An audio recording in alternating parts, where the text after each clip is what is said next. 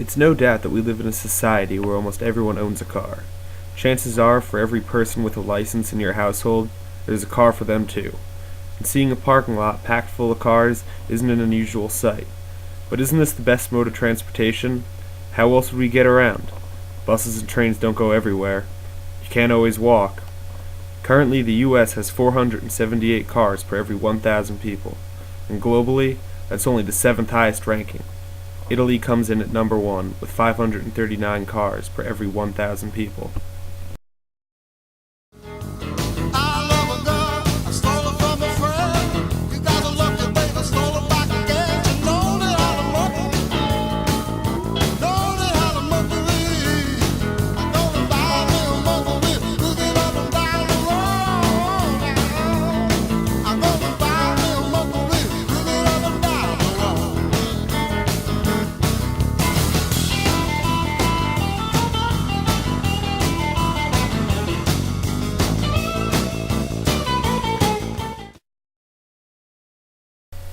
The reason behind these numbers is easy to see, though.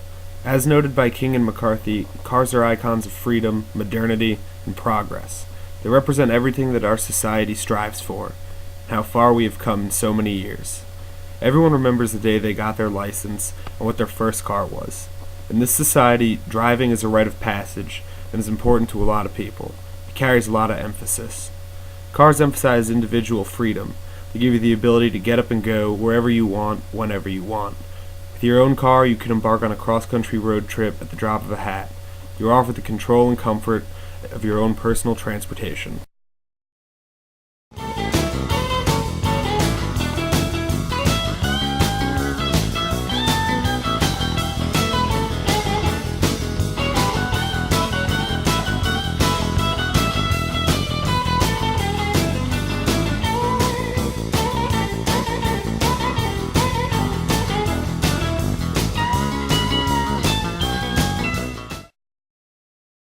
Coupled with that freedom is the convenience that comes along with the advancements in technology.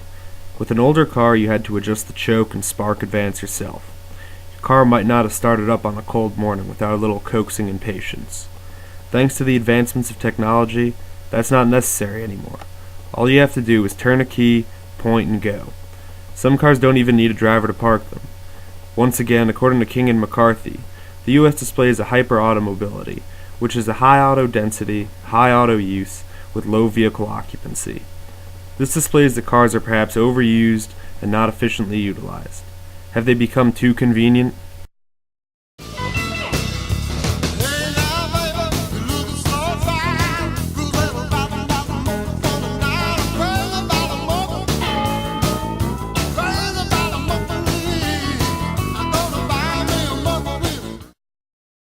The Union of Concerned Scientists stated that the exhaust from any motor vehicle contains particulate matter, hydrocarbons, nitrogen oxides, carbon monoxides, and sulfur dioxides, as well as other toxic pollutants and greenhouse gases.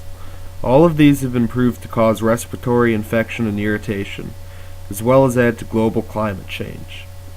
Playing into Jensen's idea of compartmentalization, a vast majority of the public seems to know that their cars pollute, and this is a direct result of them driving, yet they do nothing but continue to gas up their cars.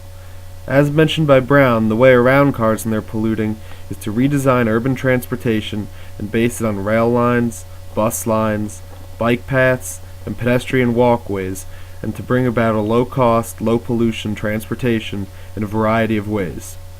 He also believes that the bicycle will replace the car, as it offers mobility, freedom, control, and more maneuverability than a car. The downside still exists that you can't travel nearly as far or as fast, and you still have to pedal a bicycle.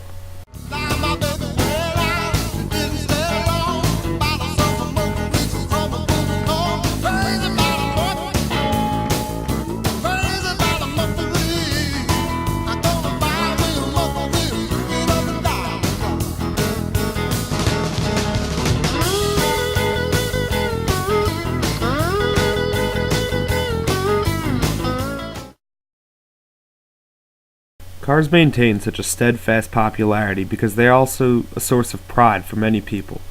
Their cars are an extension of themselves, a way that they are identified, and they are a piece of labor that they can show off and others can admire.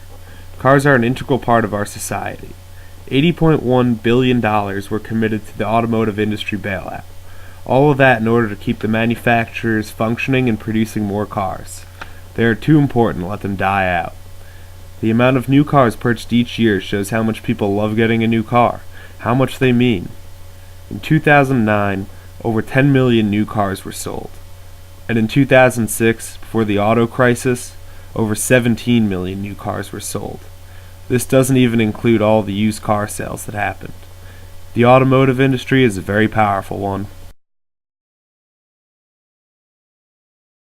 The other powerful motivator behind continuing on with the personal automobile is the hobby aspect. Car enthusiasts are a whole community of people who devote a lot of time and money to their cars. Thousands of dollars can easily be spent in a year on simply modifying and maintaining a car. A lot of money is pushed into this industry. Too many people enjoy tinkering with their cars to let their hobby and fun be pushed out by something new and electric.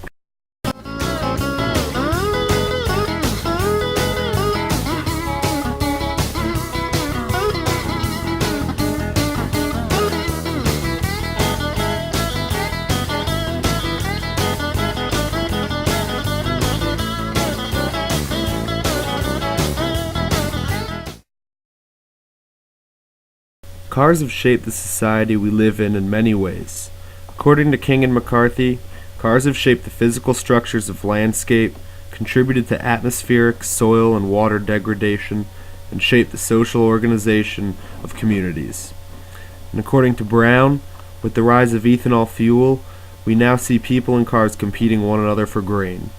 A World Bank analyst attributes a 70% rise in food costs to the diversion of grain to fuel.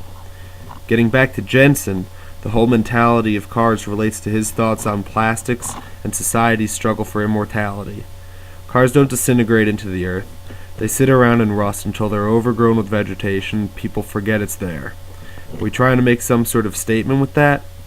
In order to get away from the pollution of gasoline-powered cars, we need to consider something Jensen points out, our morality, and understand how wrong it is and to take it personally and do something about it.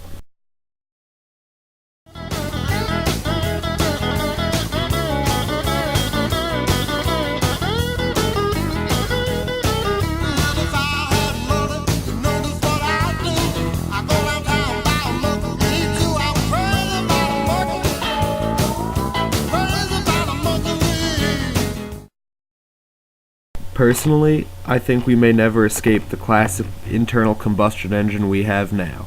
It would displace an entire industry. Consider all the auto parts stores, mechanics, and various repair shops that can be seen in your town. All of that would have to change and be relearned by an industry.